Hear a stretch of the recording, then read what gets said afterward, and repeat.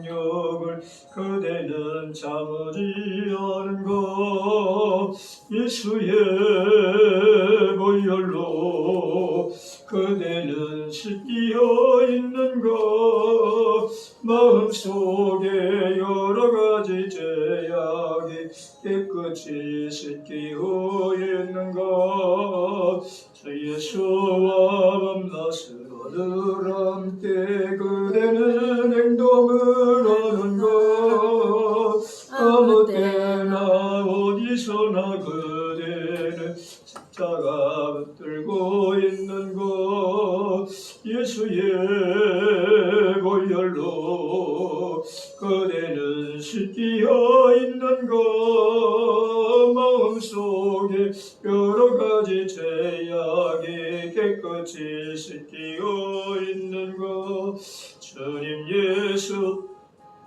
그대는 복이 있는 것 그대 몸은 거룩한 것 천국에 들어갈 준비가 됐는 것 예수의 보혈로 그대는 씻기어 있는 것 마음속에 여러가지 죄악이 깨끗이 씻기어 있는 것 모든 죄에 더러워진 예복을 주 앞에 지금 다 벗어서 샘물같이 솟아나는 보혈로 끈보다 우리의 씻으라 예수의 보혈로 그대는 씻기어 있는 것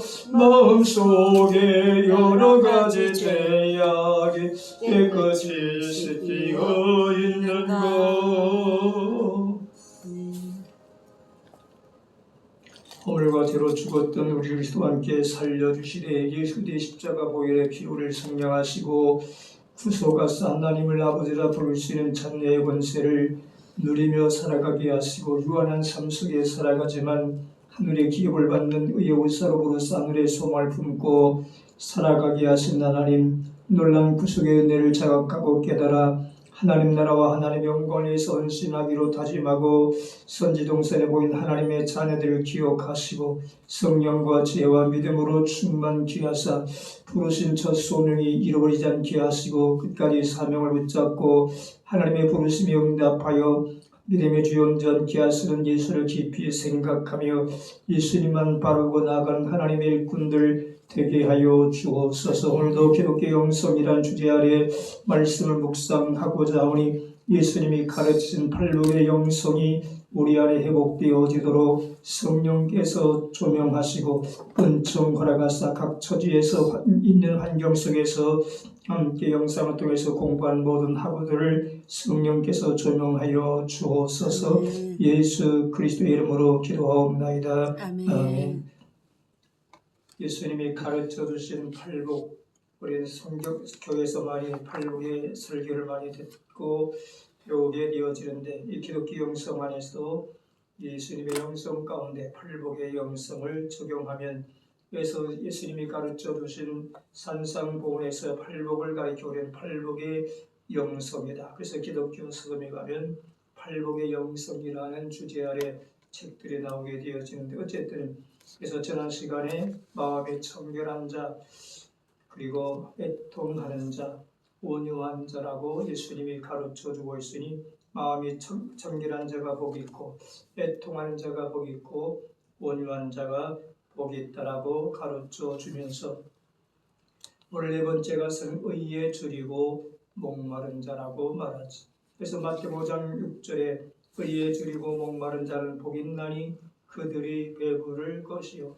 의에는 영적인 의가 있고 사회적인 의가 있다고 표현하는데 영적인 의는 예수 그리스도와 성경을 말하고 사회적 의는 공명정대한 삶을 의미한다.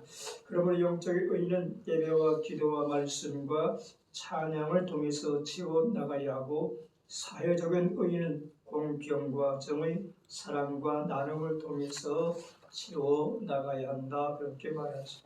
그런데 여기서 말하는 참된 의에 대한 의미는 원래 하나님의 성품을 표현하고 있는데, 하나님의 성품, 즉 하나님의 속성을 나타내는 대표적 두 가지는 하나님의 자비하심, 곧 인자하심이고, 다른 하나는 의로우심이다. 그래서 하나님의 성품하면 하나님의 자비하심과 의로우심이다. 그러므로 의인은 가변적이고 유한한 인간, 그리고 이 세상 만물과 구별되어지는 하나님의 거룩하심과 신실하심의 불변성, 그리고 오르심과 진실하심을 드러내는 말이 의이다. 의란 뭐냐? 유한 인간의 삶 속에, 그리고 인간과 구별되게 오직 하나님에게만 붙여질 수 있는 이름이다. 그렇게 말하면서 하나님의 거룩하심과 신실하심의 불변성, 오르심의 진실하심을 드러낸 말인데, 그러므로 잠깐 있다 없어진 피조물이나 상황에 따라 수시로 바뀌고 변화하는 인간의 마음과 달리 세우신 구원의 약속과 품으신 뜻을 어떤 경우에도 변치 않고 이행하시는 분이 의의 하나님이시며 동시에 하나님의 의이다. 이 세상 모든 사람들은 시간과 세월 따라, 그리고 환경 따라 변할 수 있지만, 그러나 하나님은 수시로 바뀌지 아니하고 변함이 없으시다라고 전제하고, 하나님이 세우신 구원의 약속과 품으신 뜻은 어떤 경우에도 반드시 이행하시는 분인데, 이 하나님을 가리켜 의의 하나님이다.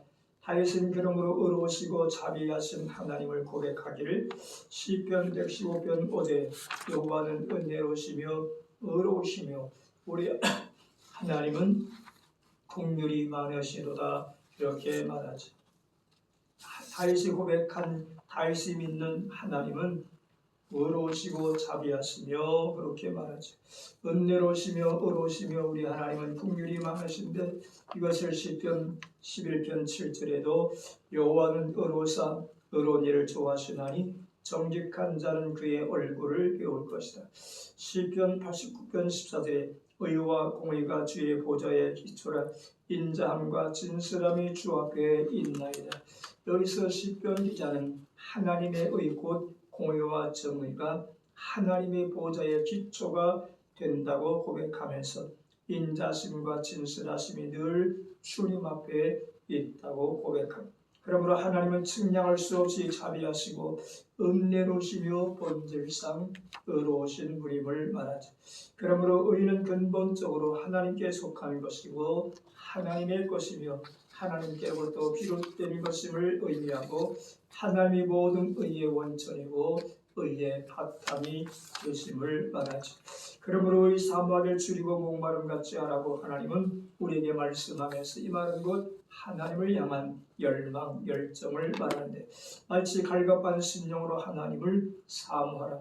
이 땅에 살아가는 모든 사람들은 성공과 부와 귀와 영화를 누리기를 위하여 목말라 하고 그것을 추구하며 살아가고 있지만, 그러나 믿음으로 하나님을 경외하는 성도들의 삶은 하나님의 의에 줄인 사람들이라, 그렇게 비워나섰은즉, 그러므로 다윗은 고백하기를, 하나님이여 사슴이 시냇물을 찾기에 갈급함 같이 내 영혼이 주를 찾기에 갈급하나이다.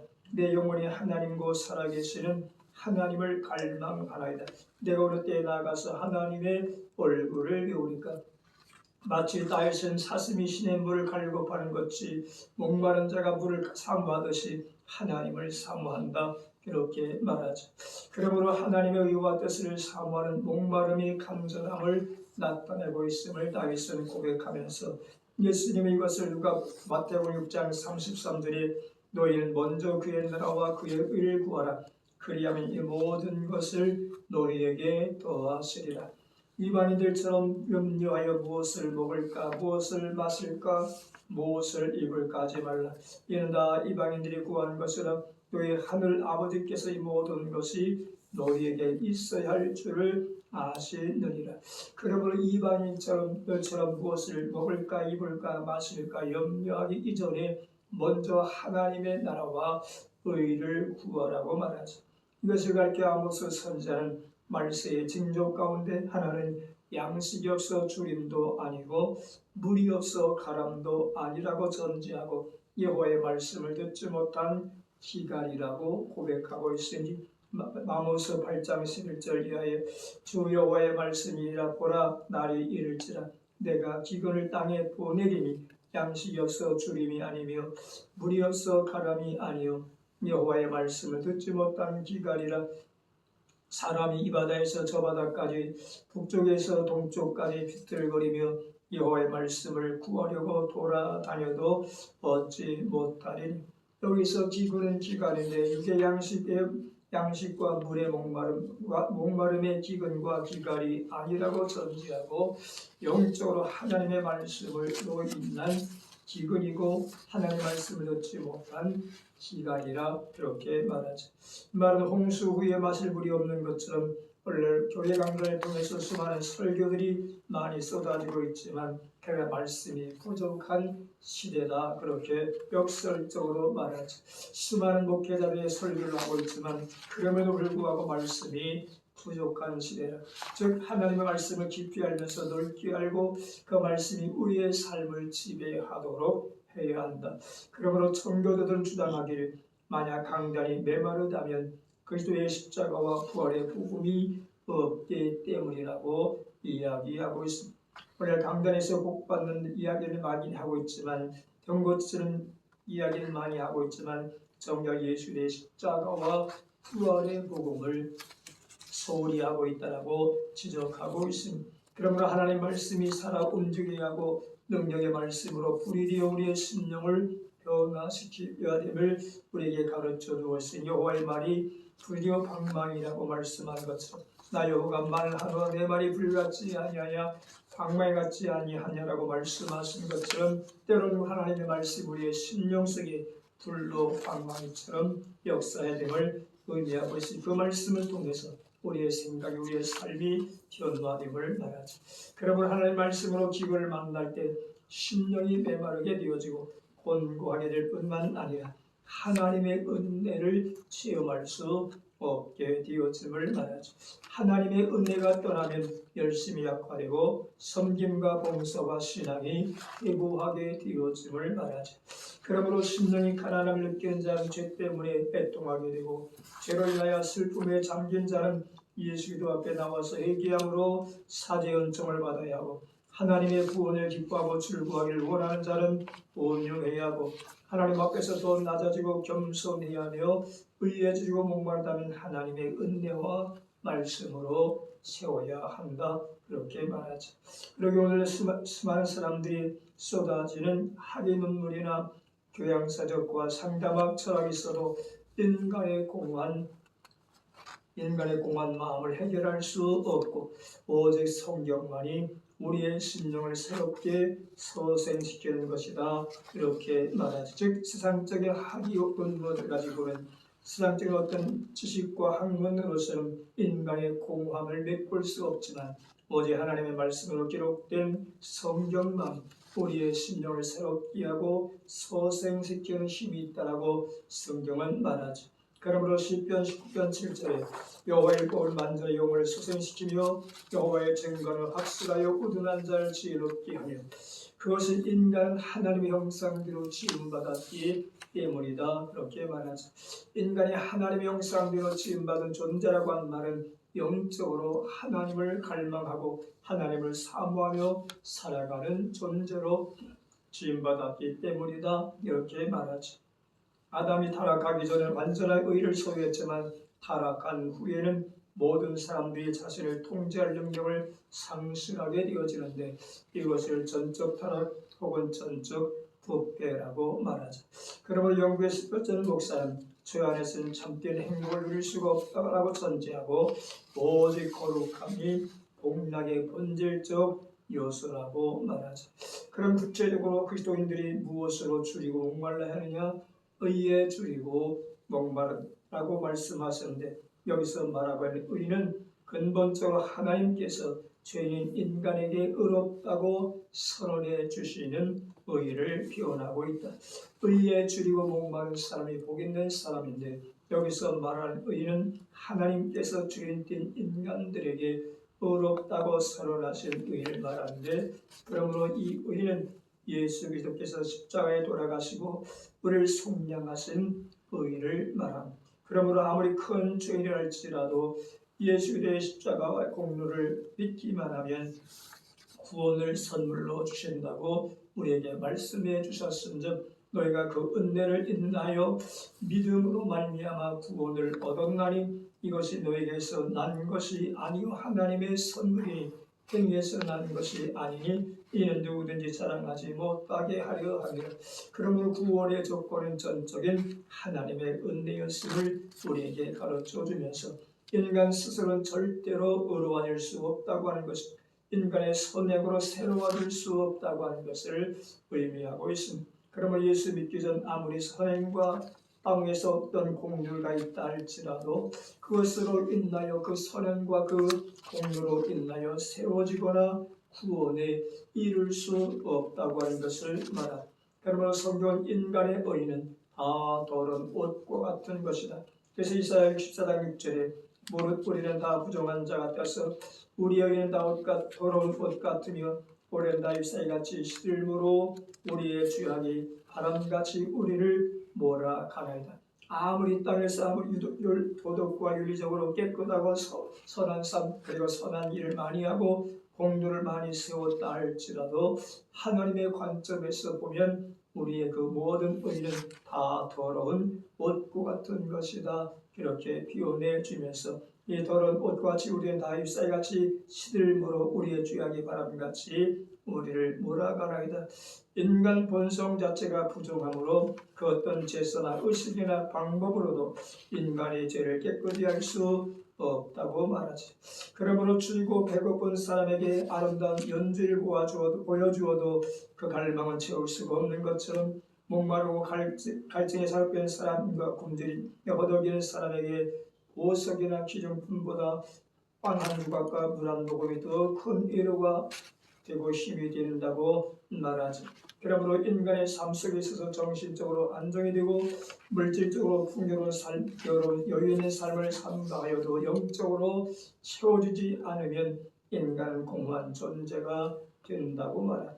그것은 인간의 영적인 존재로 하나님의 은혜로 채워져야 행복한 인생을 살 수 있기 때문이다. 그러기에 사람이 하나님이 없이 삶을 산다고 하는 것은 부유하면서도 고독하게 되고 세상의 부귀 영광과 권력과 명예를 누리며 산다 하여도 여전히 허전하고 불안한 삶을 살게 되는 것은 하나님의 의로가 없기 때문이다. 그렇게 말하죠. 그래서 옛날에 갑부들이 그리고 돈 많은 부자들이 스스로 생을 마감하는 그러한 모습, 돈은 가졌지만 명예를 받았지만 신령의 공허함을 채우지 못하고 인생의 허무함을 빠져서 마침내 세상을 마감, 많은 사람들이 인기를 얻었던 연예인들이 스스로의 삶을 마감한 이유도 바로 여기에 있음을 말하죠. 그러므로 인간은 불완전한 삶을 살아갈 수밖에 없는 유한한 존재인즉 하나님의 위로가 필요한 존재를 의미하고 있습니다. 그러므로 하나님은 인간에게 영혼을 사모하는 마음을 주셨다. 전도서 3장 11절에 하나님이 모든 것을 지으시되 때를 따라 아름답게 하셨고 또 사람에게는 영혼을 사모하는 마음을 주셨느니라.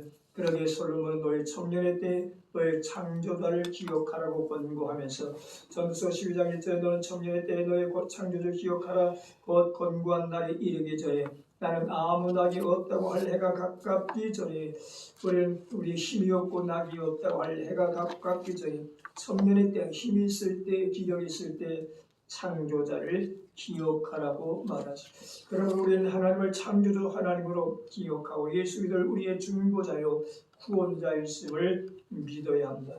하나님의 선택과 예수 그리스도의 보혈로 구원받은 자는 의에 줄이고 목마른 자로 하나님을 사모하고 갈망하라. 그러기 혹자는 아무리 웅장한 예배를 드렸다 할지라도 예수 그리스도의 복음으로 갈급하며 채워지지 않았다면 참으로 안타까운 일이다라고 말하면서, 성경은 예수 믿는 자를 의롭다 하시고 의롭다 하셨은즉 로마서 3장 26절에 곧 이때 자기의 의로우심을 나타내사 자기도 의로우시며 또한 예수 믿는 자를 의롭다 하려 하심이라.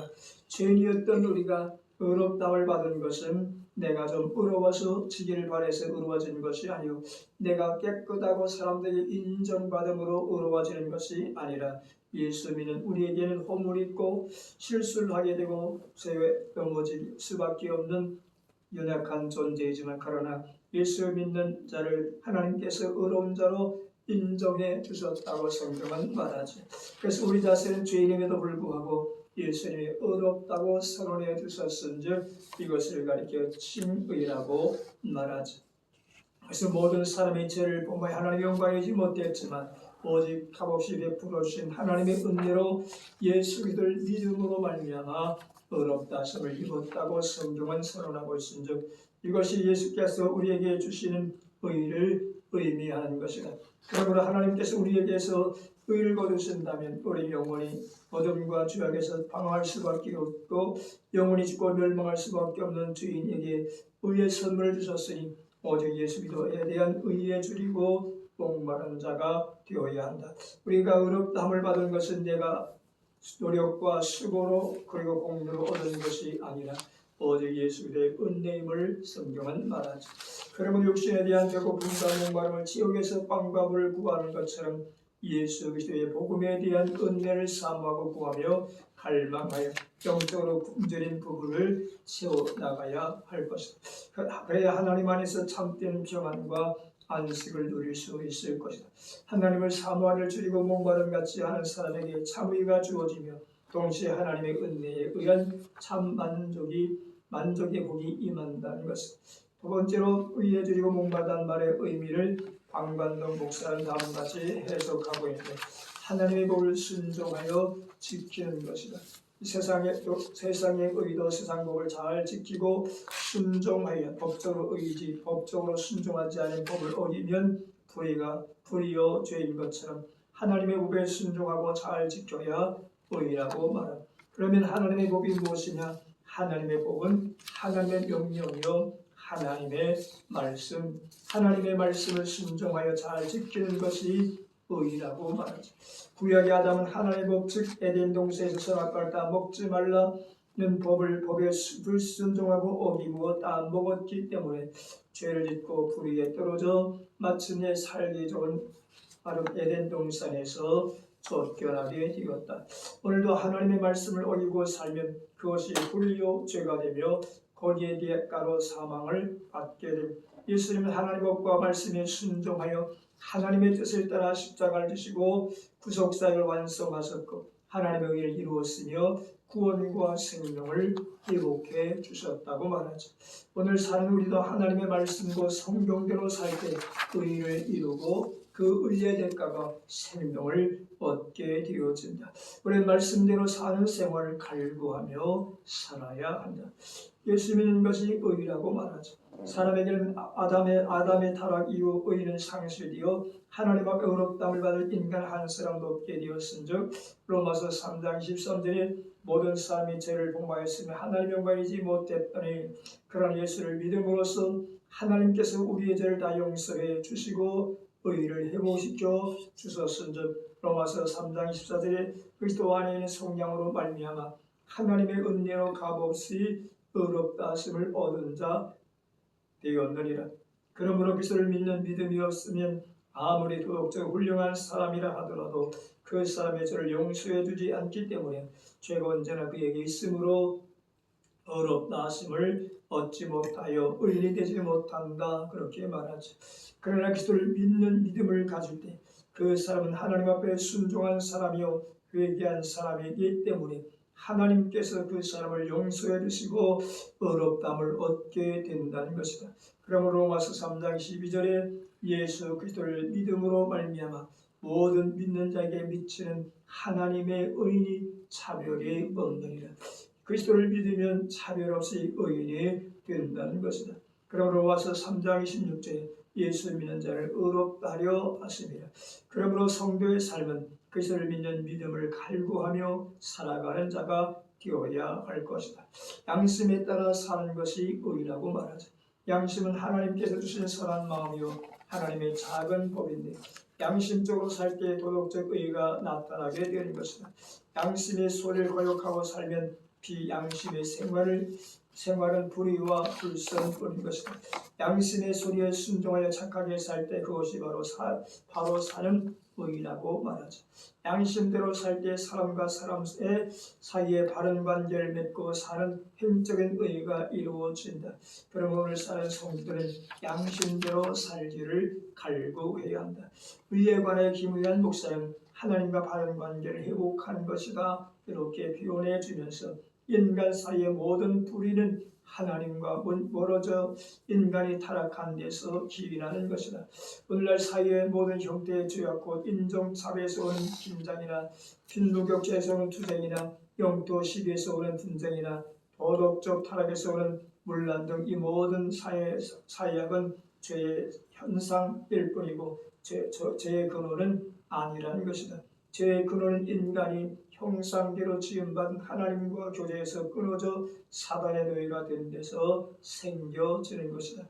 그러므로 전적으로 타락한 인간은 스스로 하나님과의 교제를 회복할 수가 없고 하나님 앞에서 상실한 의를 찾을 수 없다는 것이며 우리의 의는 다 더러운 옷 같으며 우리의 공로로서 하나님 앞에 의롭다 여김을 받을 수 없다는 것이다. 그래서 예레미야 2장 22절에 주 여호와의 말씀이니 내가 잿물로 스스로 씻으며 내가 많은 수단 비누를 쓸지라도 내 죄악이 내 앞에 그대로 있으리니 이는 우리는 스스로 죄의 문제를 해결할 수 없다는 것이다. 그러므로 욥기 9장 2절에 인생이 어찌 하나님 앞에 의로우리라고 욥은 질문을 던지고 있다.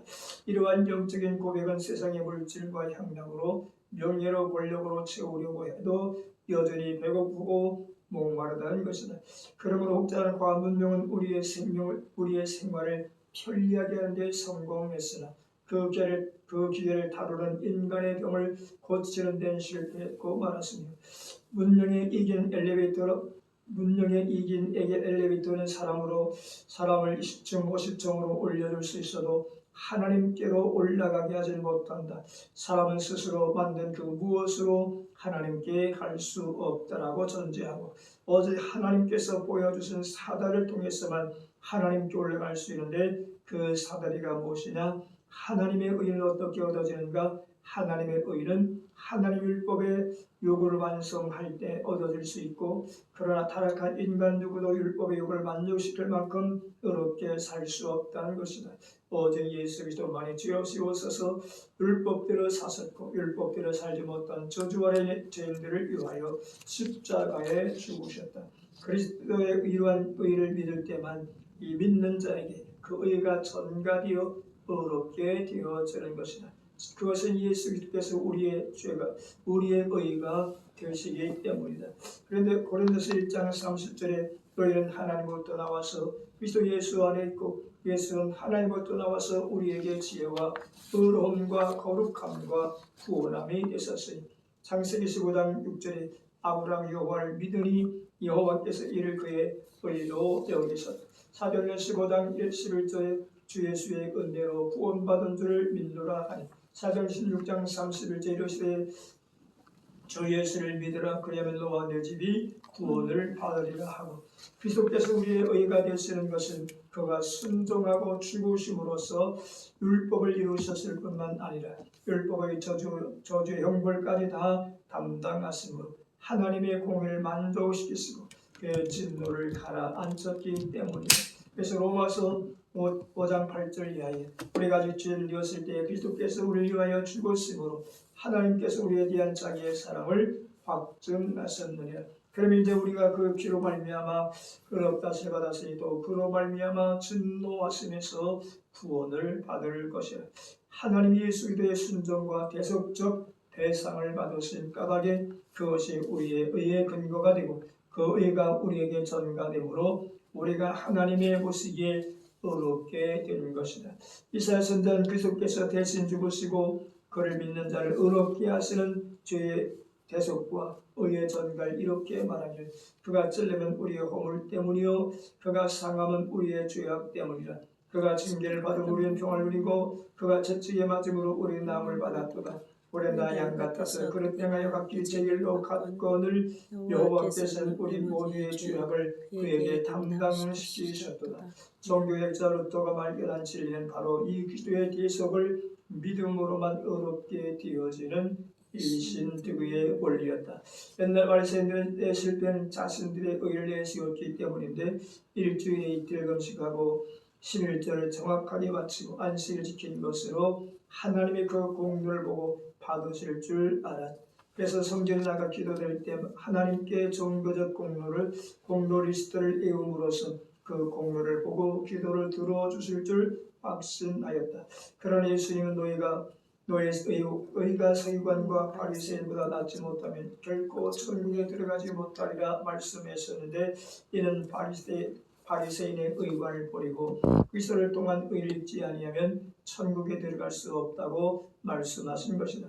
바울 사도는 그리스도를 영접한 뒤 과거의 육체를 신뢰하고 자신을 자랑하던 것을 완전히 포기하였다고 고백하고 있으니 빌립보 3장 사도를 의하여 나도 육체를 신뢰할 만하며 만일 누구든지 다른 이가 육체를 신뢰할 것이 있는 줄로 생각하면 나는 더욱 그러하리니 나는 8일 만에 할례를 받고 이스라엘 족속이요 베냐민의 지파요 히브리인 중에 히브리인이요 율법으로는 바리새인이요 열심으로는 교회를 박해하고 율법의 의를 금이 없는 자라고 하였으니 예수 만나 회개한 뒤에 모든 것을 해로 여기고 배설물로 여긴다고 고백하고 있은즉 빌립보 3장 7절에 그러나 무엇이든지 내게 유익하는 것을 내가 그리스도를 위하여 다 해로 여길 뿐더러 또한 모든 것을 해로 여김은 내 주 그리스도 예수를 아는 지식이 가장 고상하기 때문이다.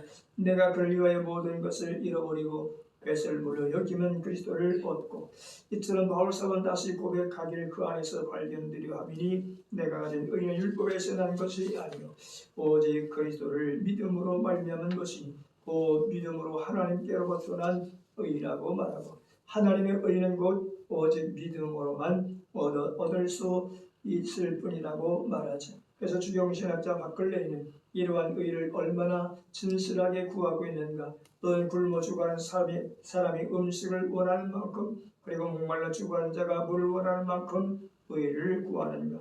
얼마나 강렬하게 우리는 의를 구하는가라고 질문을 던지고, 이러한 의를 구하는 자가 받는 복이 뭐냐. 의에 줄이고 목마른 자는 배부를 것이다. 배부르다는 말의 의미 속에는 목이다, 살찌게 하다라고 하는 뜻인데 충분히 만족시킴을 받는다는 뜻이다. 그리스도의 의를 갈구하는 영혼은 만족을 얻는다는 것이다. 이스라엘 백성들이 광야에서 배고프고 부르짖을 때 만나를 주셨고 목말라 물을 구할 때 바위에서 생수를 주셨고, 이것은 모형적으로 생명의 떡이신 그리스도와 생수 같은 성령을 장차 주실 것을 말씀하고 있다. 오늘날도 의에 주시고 목말라 하는 영혼을 예수님의 말씀으로 만족하게 하시고 성령으로 충만하게 하신 호렙산의 반성을 가리켜서 바울은 그리스도라고 해석하고 있으니 고린도전서 10장 4절에 다 같은 신령한 음료를 마셨으니 이는 그들 따르는 신령한 반석으로부터 마셨으며 그 반석은 곧 그리스도시니라. 반석을 쳐서 깨지니 생수가 쏟아 나온 온 이스라엘 백성이 배불리 마시게 하였다. 그리스도의 몸을 깨뜨리사 죽으시고 부활하시고 승천하신 후 약속하신 성령을 남녀 분별 없이 부어주셨고, 예수님이 사실을 가리켜 누구든지 목마르거든 내게로 와서 마시라. 나를 믿는 자는 성경 이름과 같이 그 배에서 생수의 강이 흘러나오리라 하시니, 이는 그를 믿는 자들이 받을 성령을 가리켜 말씀하신 것이라. 이 약속의 말씀대로 120명의 제자들이 줄이고 목마른 자들처럼 마가의 다락방에 모여 간절히 기도할 때 오순전의 성령의 충만을 받고 구원의 확신을 얻은 그들은 사제의 복음을 능력 있게 전하게 되었다. 이처럼 의에 줄이고 목마른 사람이 무엇으로 채우시는가? 그것은 성령의 충만이라고 주의 영을 받은 자는 심령이 넘치는 만족과 감격으로 노래하며 살게 된다는 것이다.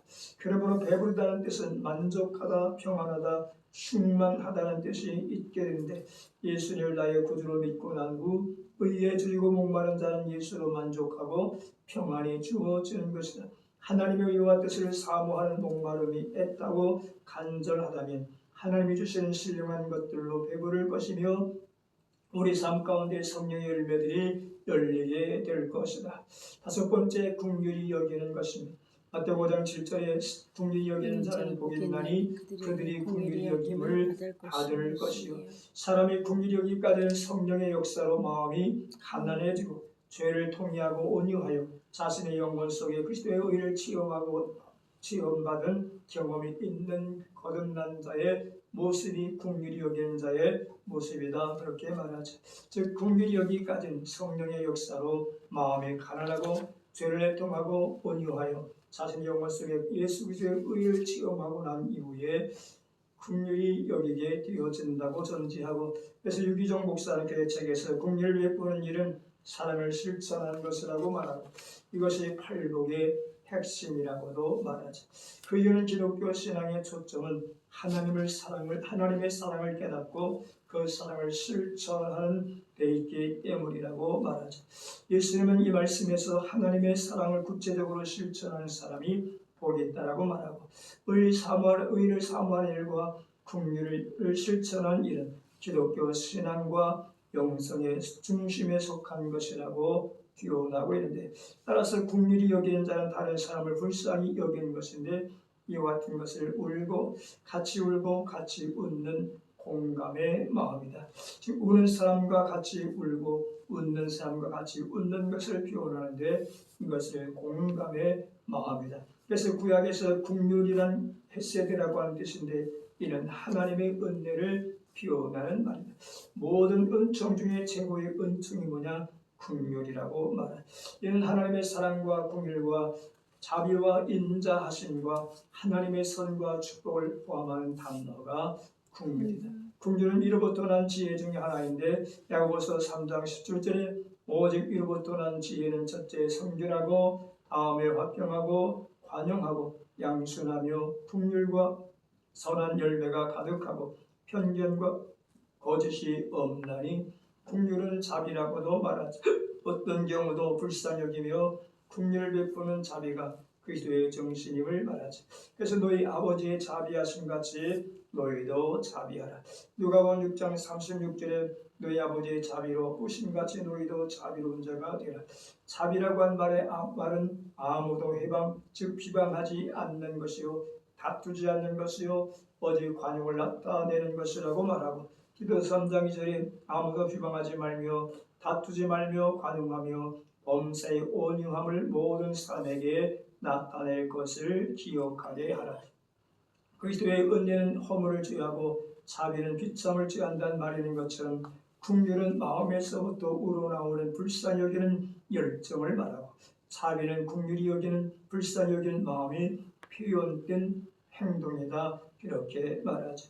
그러므로 긍휼과 자비는 짝이라고 표현하고 속과 겉이라고 표현하고 있습니다. 성경 하나님의 자비와 긍휼을 나타내는 말씀이 시편 116편 5절에 여호와는 은혜로우시며 의로우시며 우리 하나님은 긍휼이 많으시도다.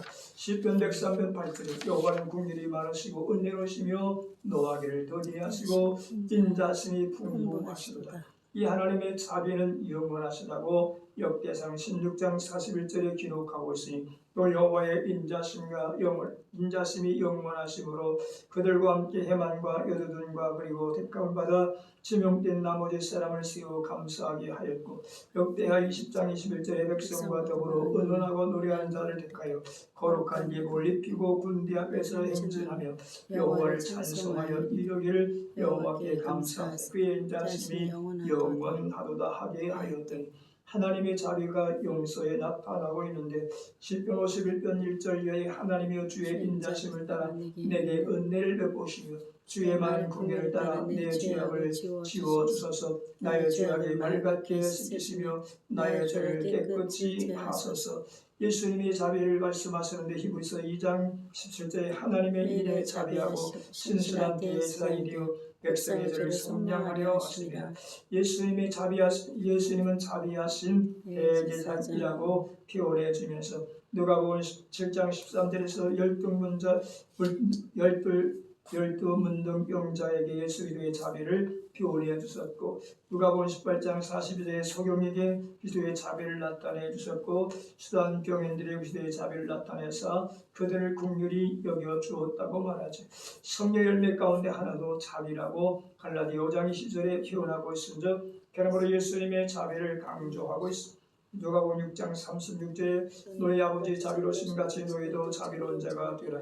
그러면 누가복음 6장 37절에 비판받지 말라 그러하면 너희가 비판을 받을 것이요 정죄하지 말라 그리하면 너희도 정죄를 받을 것이요 용서하라 그리하면 너희가 용서를 받을 것이요 그렇게 말하면서 너희가 비판을 받지 않을 것이요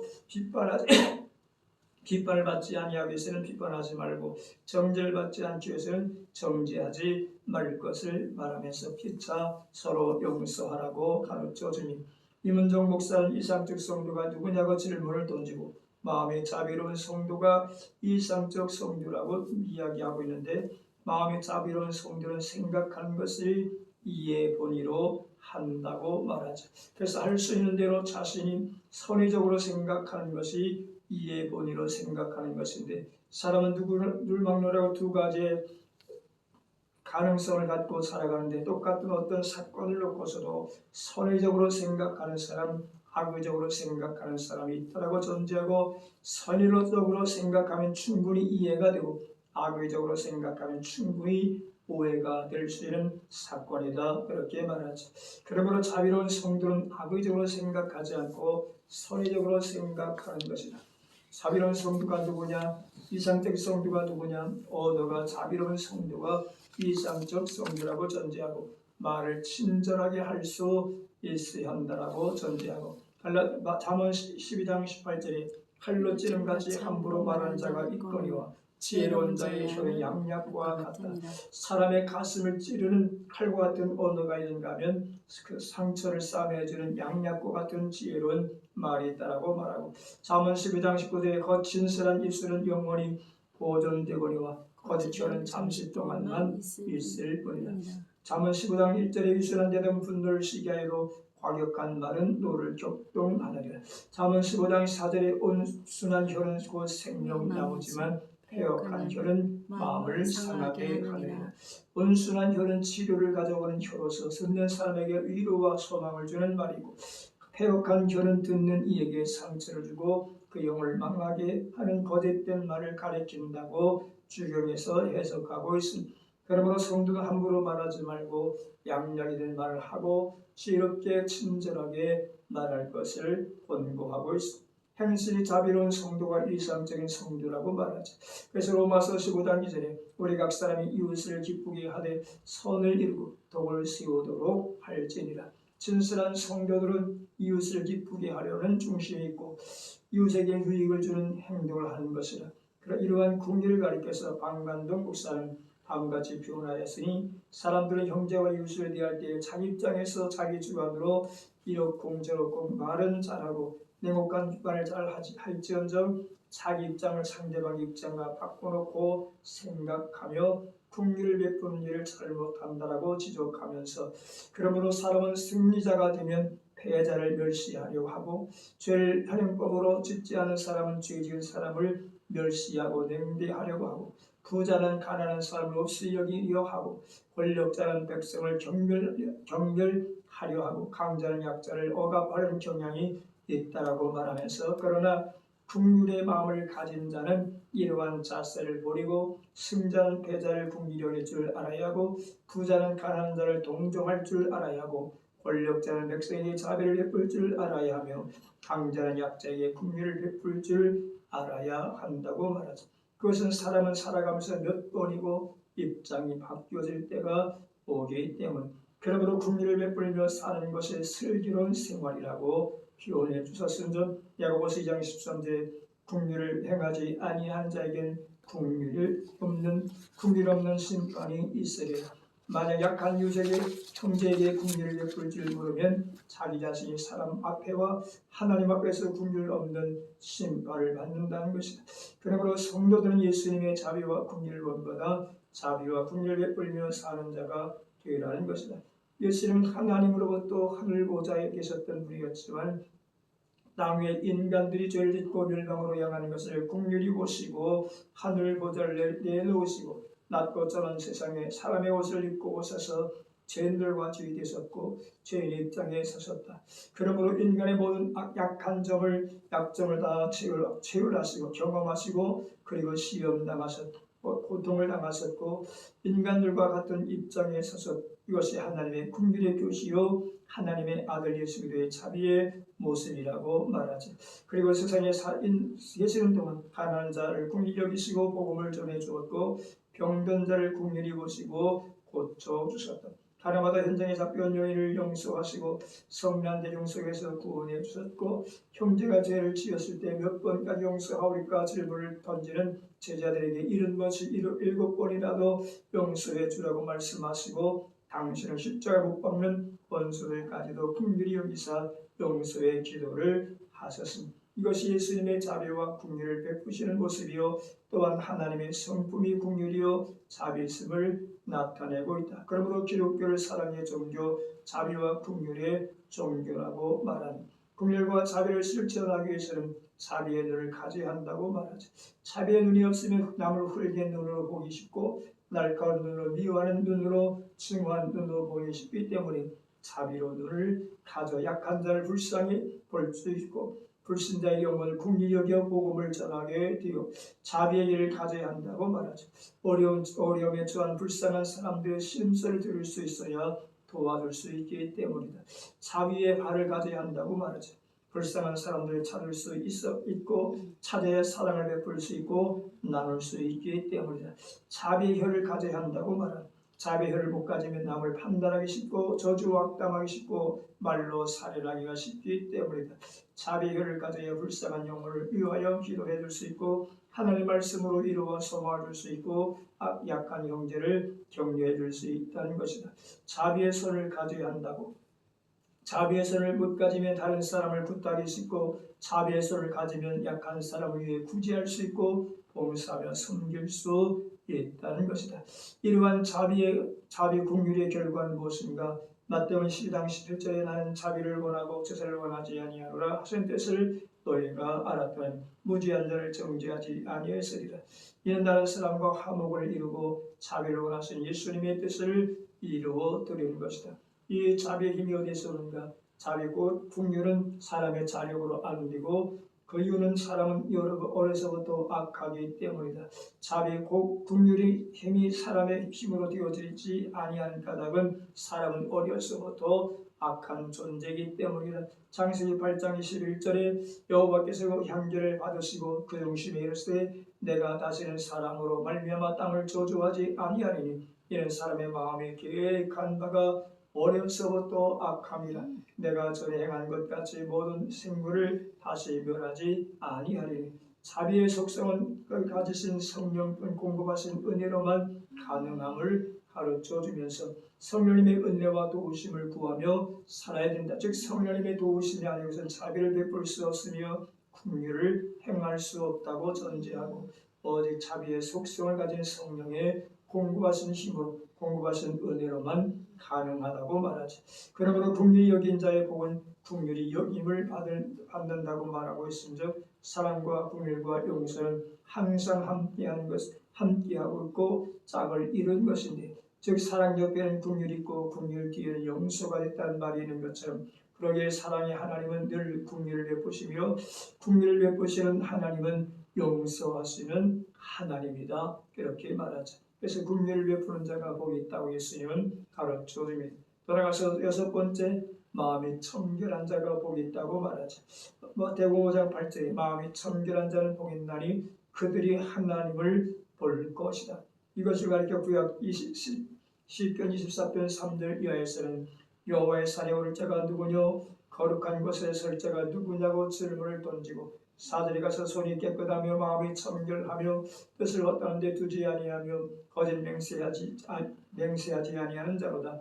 그는 여호와께 볼받고 구원의 하나님께 을 얻으리니 이는 여호와를 찾는 족속이요 야곱의 하나님의 얼굴을 구하는 자로다. 여기서 마음이 청결하며 그렇게 말하는데 마음은 보이지 않는 내적 존재, 마음의 내면의 세계라고 말하죠. 그러므로 마음이 청결하다고 한 말은 마음이 깨끗한 것을 의미하고 있는데 왜 마음이 깨끗하고 청결해야 되는가? 그것은 모든 마음에서 모든 행위가 결정되기 때문이라고 말하죠.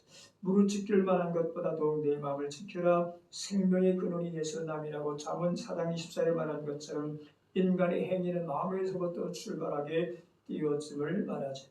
그러므로 사람의 인격을 지배하는 것은 보이는 의적 환경에 있는 것이 아니라 내적 마음에 있다고 말하지. 사람이 무엇을 생각하느냐에 따라서 그 행위가 결정되는데 생각은 행동을 낳고 행동은 반복함으로 습관이 되어지고 그 습관이 그 사람의 인격을 형성하고 그 사람의 인격이 그 사람의 운명을 좌우한다고 말이 있는 것처럼 그러므로 예수님은 사람의 입으로 들어가는 음식이 사람을 더럽게 하는 것이 아니라 입에서 나오는 것이 사람을 더럽게 한다고 말하면서 입에서 나오는 것들은 곧 마음에서 나오는 것이기 때문이라고 말하지.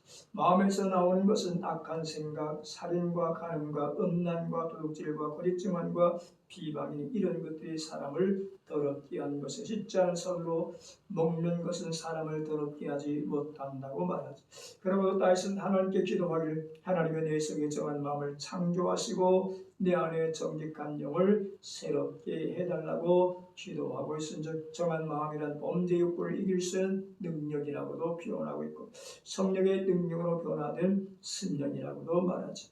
정직한 영은 하나님께 대한 온전한 믿음, 하나님을 기뻐하시는 마음이라고 표현하고 있습니다. 그러므로 청결한 마음이란 단순한 마음인데 갈라지지 않는 마음, 오직 하나님만을 바라보는 믿는 마음이라고 말하지.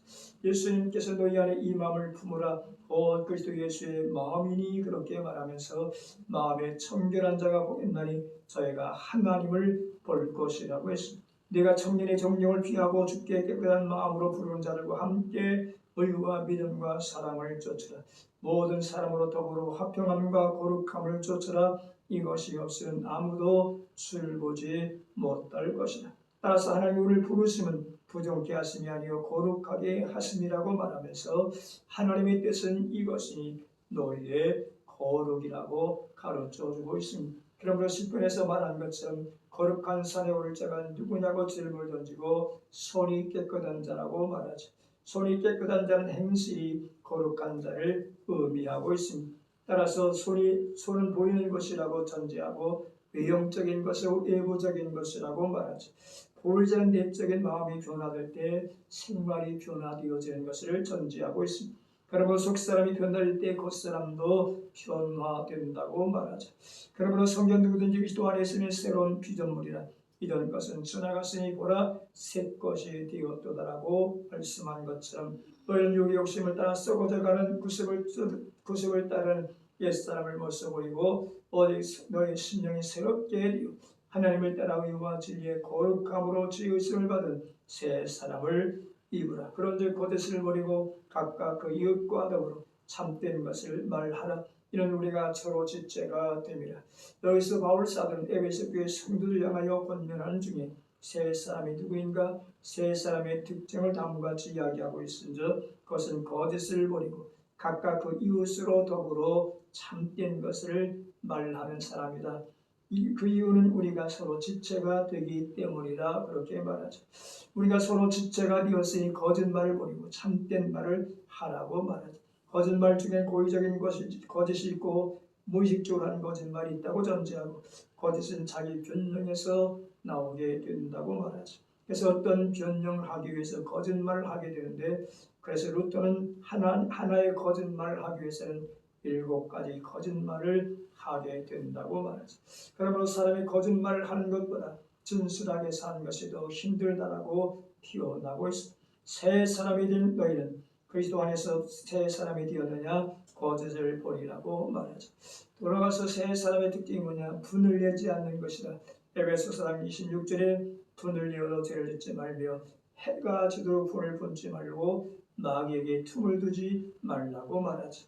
사람이 분을 통해서 죄를 범하기 때문에 그러므로 죄를 범하지 않기 위해서 해가 지도록 분을 품을 수 있지만 해가 지도록 분을 품지 말라고 말하면서 분은 마귀로 하여금 틈타게 하는 요소요.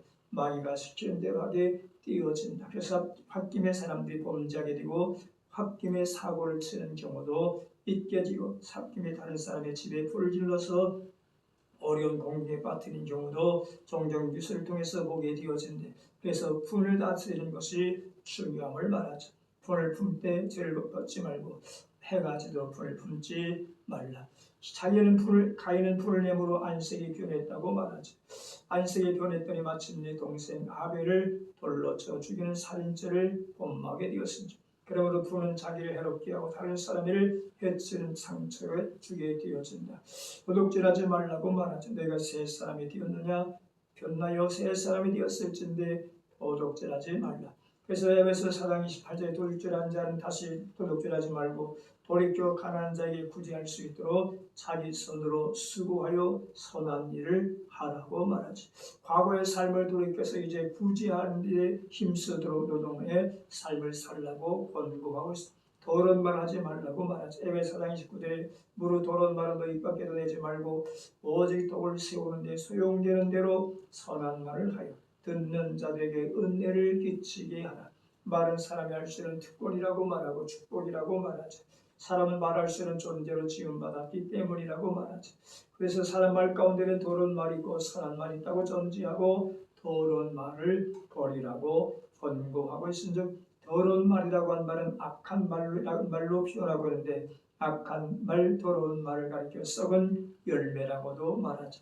그러므로 더러운 말, 썩은 말을 악한 말이라고 표현하고 있는데 바로 저급한 말, 거짓말, 욕하는 말, 비방하는 말, 무고한 사람을 모함하는 말, 음탕한 말, 다른 사람을 모함하고 시기하는 말들을 가리켜 성경은 더러운 말이라고 묘사하고 있으며 그러므로 새는 노래를 들어 그 새를 알 수 있는 것처럼 나무는 그 열매를 통해서 그 나무를 알 수 있는 것처럼 사람은 말을 통해서 그 사람의 인격을 알 수 있다고 말하죠.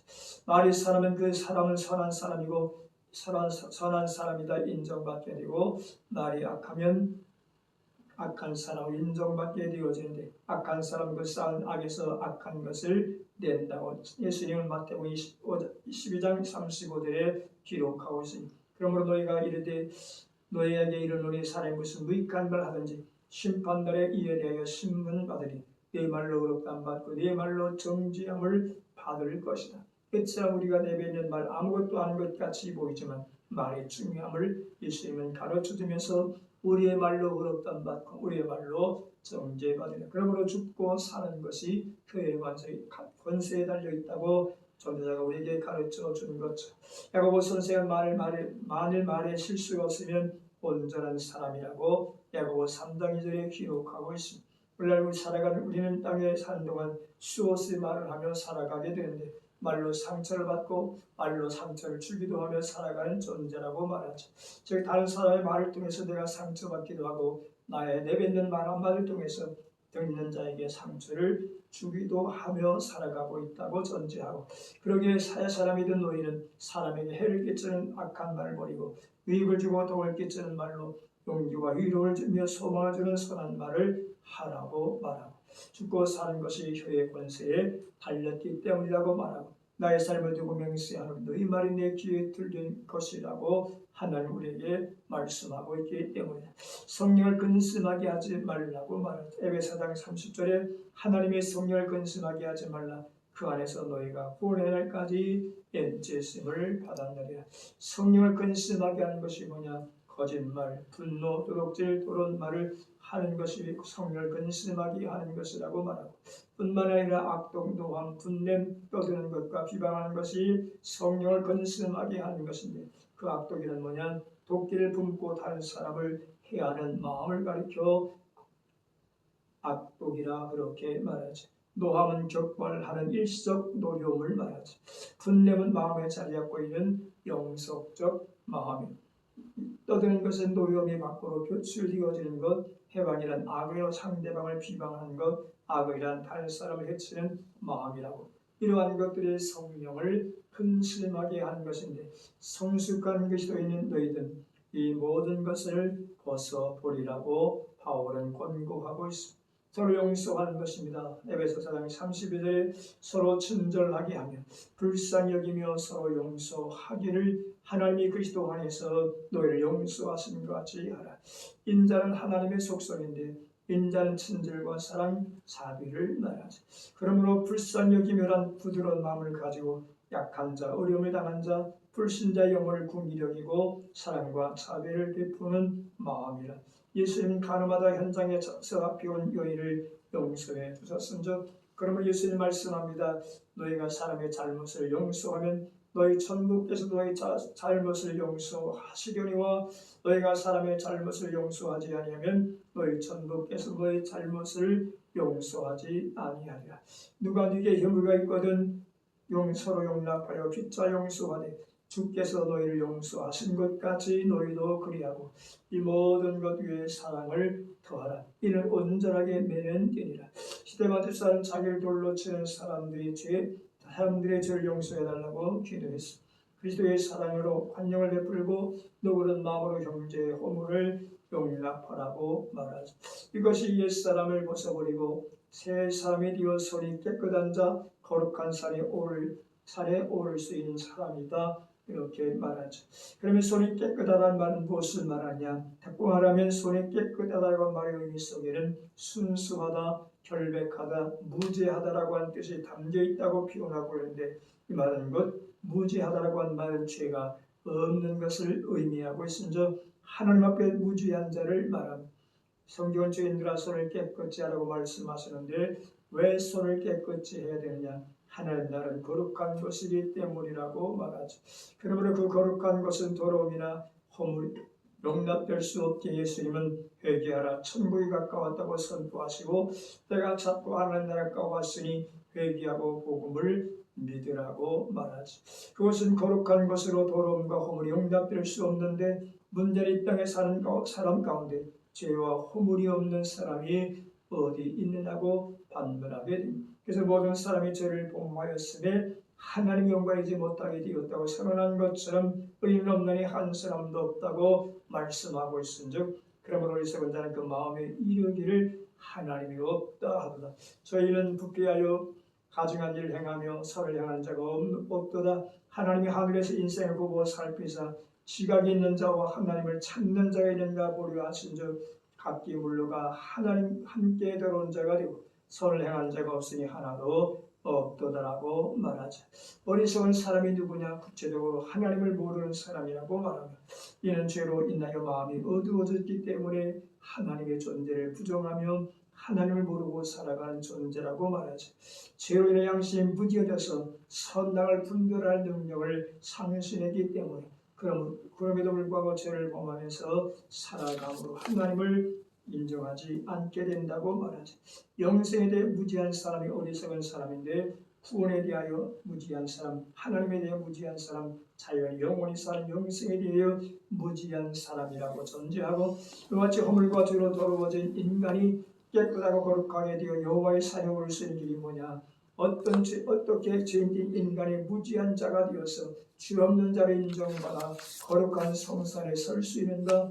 그것은 이 땅에서 예수 그리스도를 믿는 것이라고 표현하고 있습니다. 그러면 하나님 말씀하기를 만일 우리가 우리 죄를 자백하면 그는 네 보시고 의로우사 우리 죄를 사하시며 우리를 모든 불의에서 깨끗하게 하실 것이라. 시편 30편 5절에 내가 이를 내 허물 여호와께 자복하리라 하고 주께 내 죄를 알고 내 죄악을 숨기지 아니하였더니 그 주께서 내 죄악을 사하셨나이다.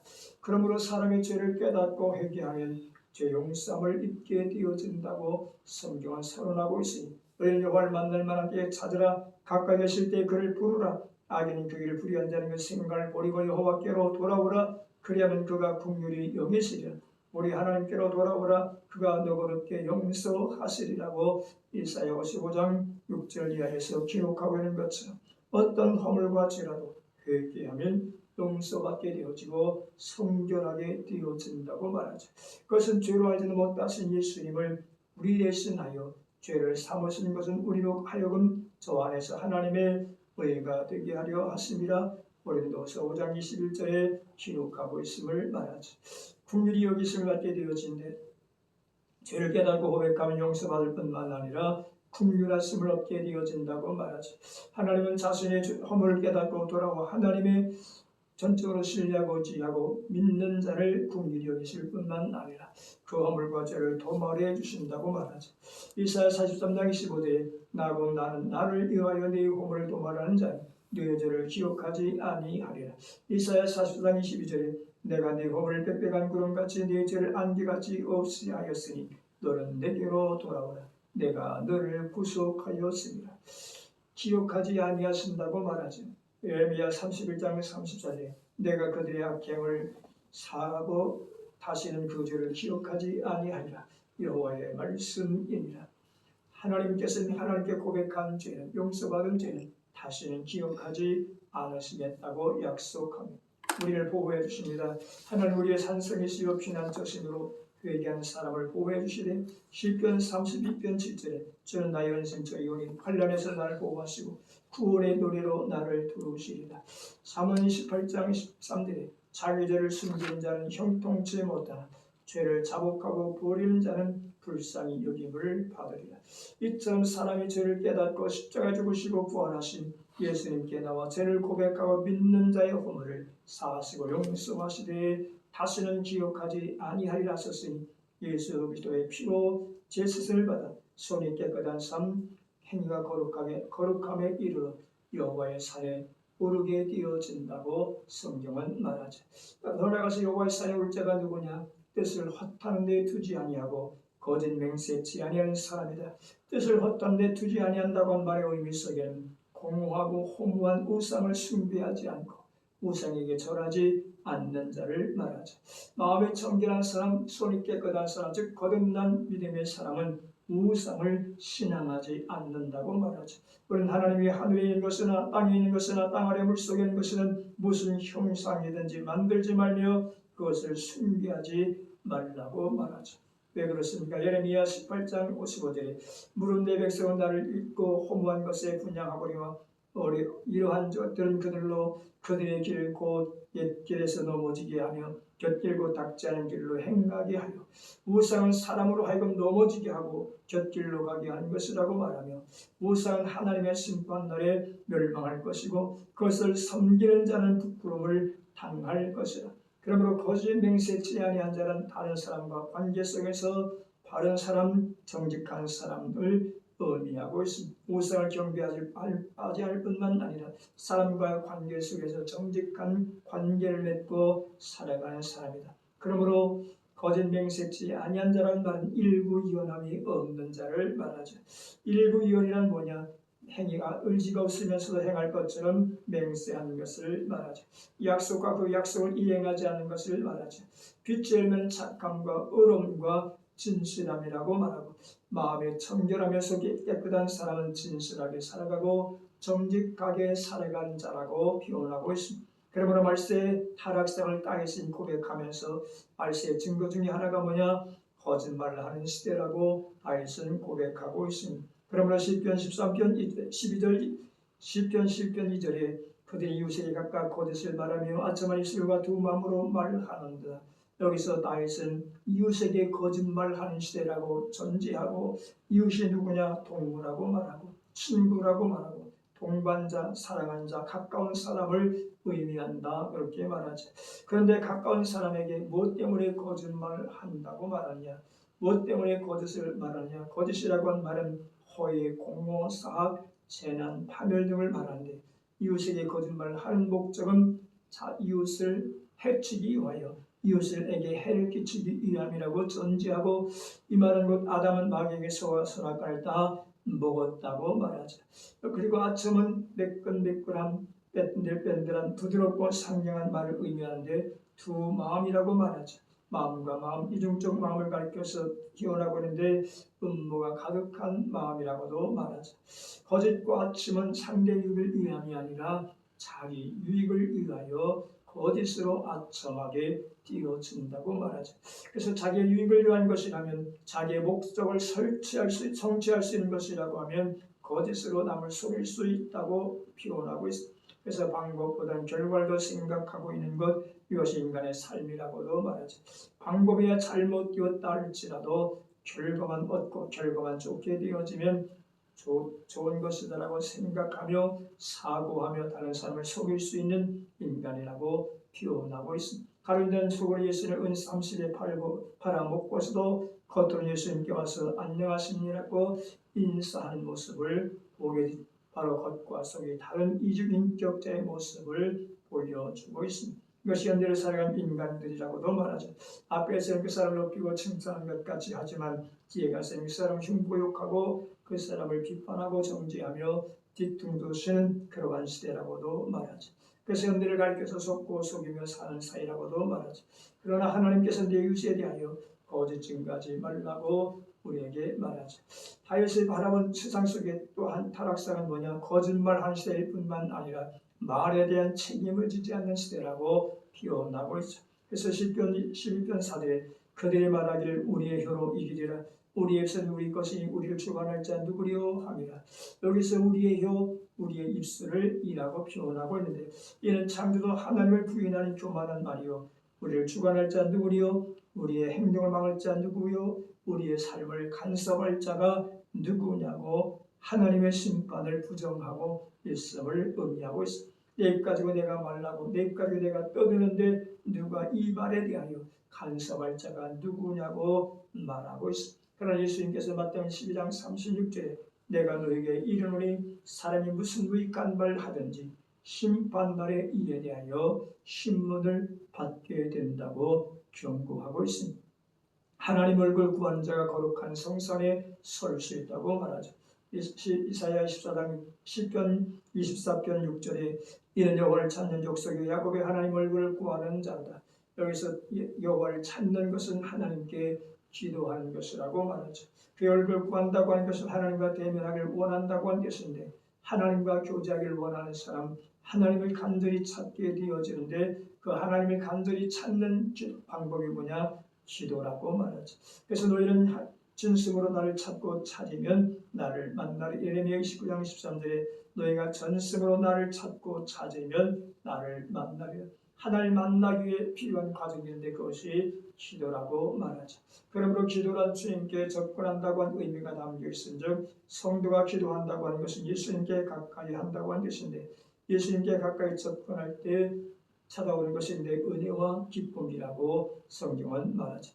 그래서 요한복음 16장 24절에 구하라 그래 받으니 너의 기쁨이 충만하리라. 여기 하나님께 기도함으로 하나님의 은혜를 베푸사 그로 말미암아 기뻐 잊히며 하나님의 얼굴을 보게 하시고 사람에게 그의 공의를 회복시키셨다고 말하죠.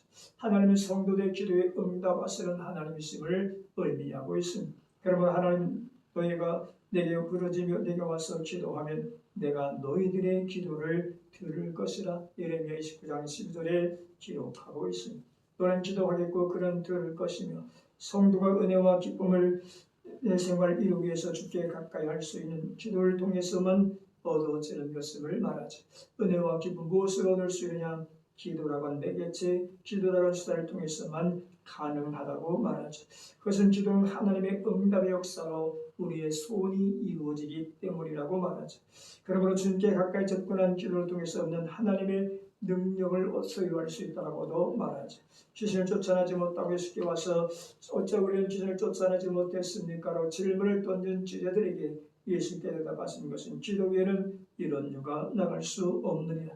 기도 안에서만 귀신을 쫓아내는 권세가 있음을 말하고 경고처럼 권세가 기도 안에 있음을 의미하고 있습니다. 기도를 통해서 또한 사랑을 배울 수 있다고 말하죠. 마태복음 5장 44절에 나는 너희에게 이르노니 너희 원수를 사랑하며 너희를 핍박해 하는 자를 위하여 기도하라. 성령이 충만했던 스데반은 기도를 통해서 사랑을 배웠기에 그 사랑을 통해서 자기를 돌로 쳐 죽이는 원수 무리 앞에서도 도리어 저대 저를 저에게 돌리지 말아달라고 용서의 기도를 드릴 수 있었다고 말하고 있습니다.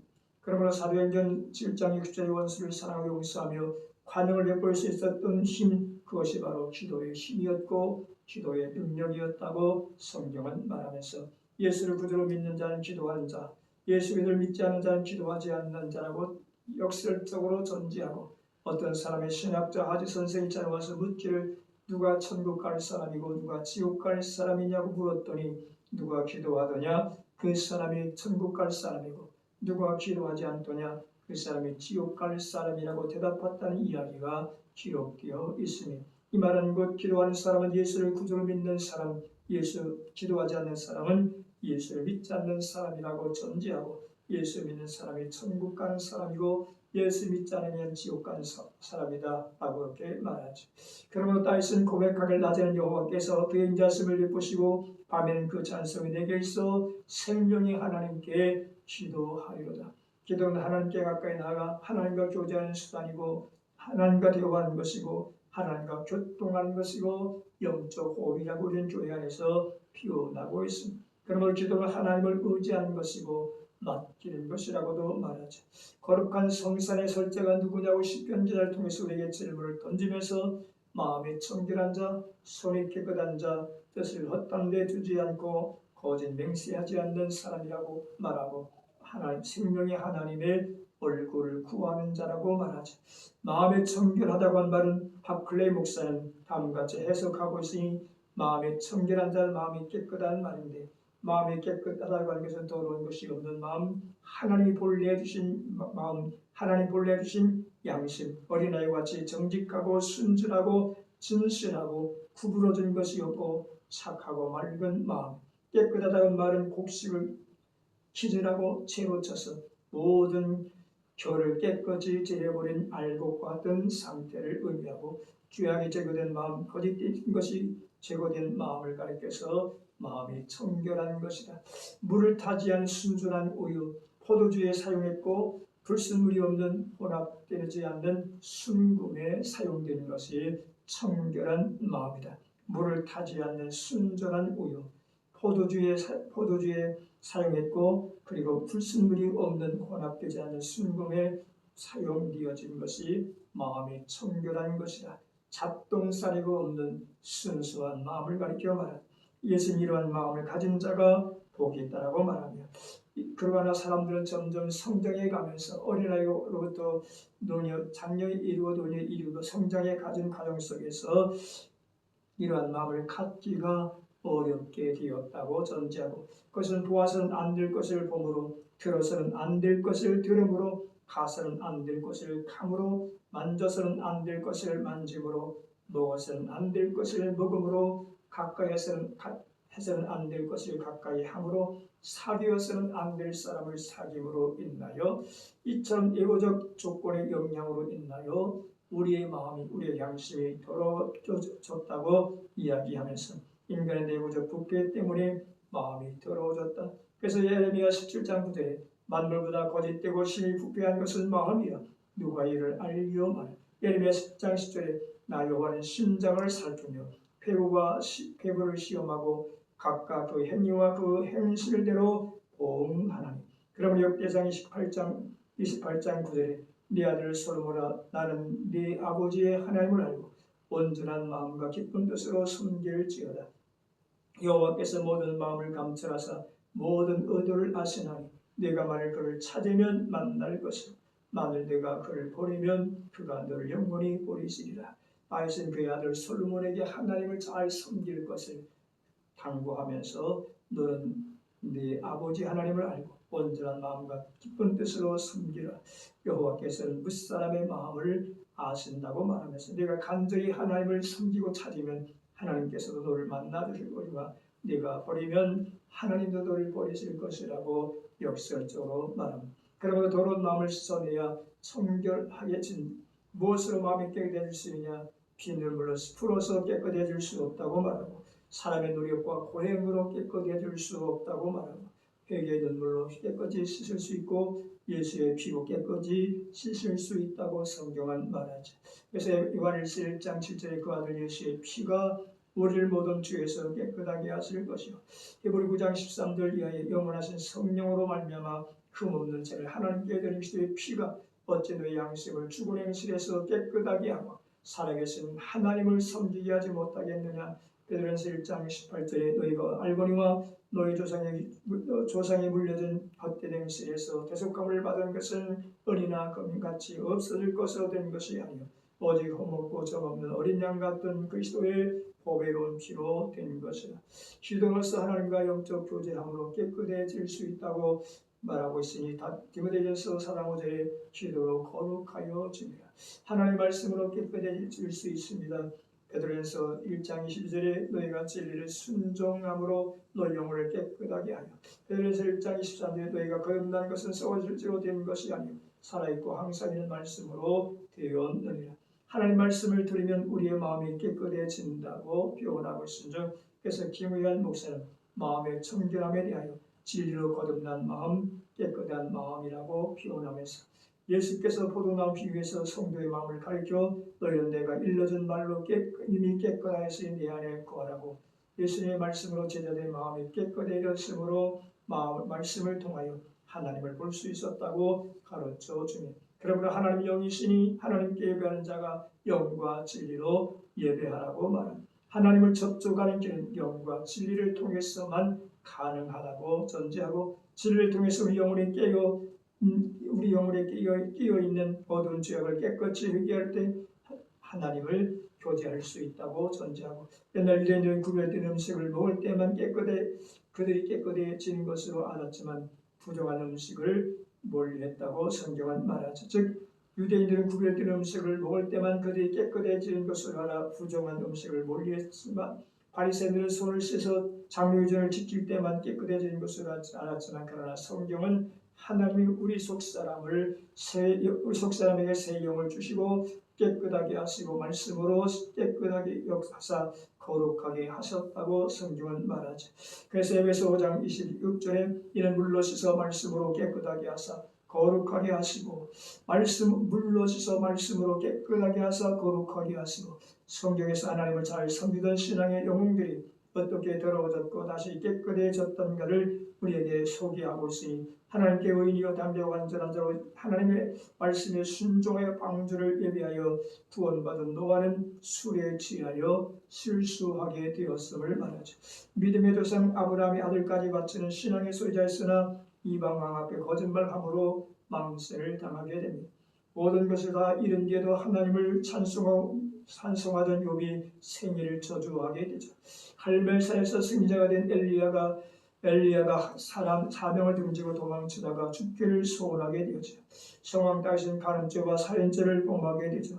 예수님의 수제를 인용받은 베드로도 결정적인 순간 예수님을 3번 부인하게 되어지는데, 이와 같은 믿음의 사람들이 이 모양 저 모양 실패한 모습을 우리에게 보여주면서 그 영혼이 결정적으로 오염을 지닌 자들이었음을 말하죠.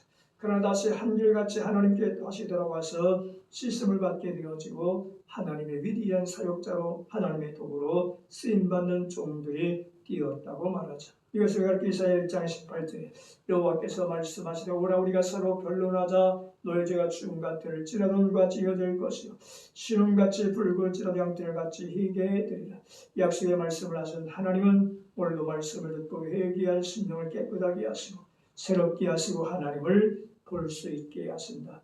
그래서 요한일서 1장 8절 이하에 만일 우리가 죄 없다 하면 스스로 속이고 또 진리가 우리 속에 있지 아니할 것이요 만일 우리가 죄를 죄악하면 그는 미쁘시고 의로우사 우리 죄를 사하시며 우리를 모든 불의에서 깨끗하게 하실 것이라고 약속하셨은즉, 그러므로 이사야는 하나님의 영광을 목도하고 반사적으로 자기의 불결한 모습을 발견하게 됩니다. 그리고 주의 숯불로 입에 대며 내 악이 죄하였다고 내 죄가 상하였다고 그는 고백하고 있은즉, 천국의 영광을 목도했던 사도 요한도 무엇이든지 속된 것이나 가증한 일 또는 거짓말한 자는 결코 그리로 돌아가지 못하니 오직 어린 양의 생명체에 기록된 자들만 들어가리라고 전지하고, 어린 양의 생명체에 기록된 자가 누구냐? 어린 양의 피로 씻음받고 거듭난 자라고 말하지.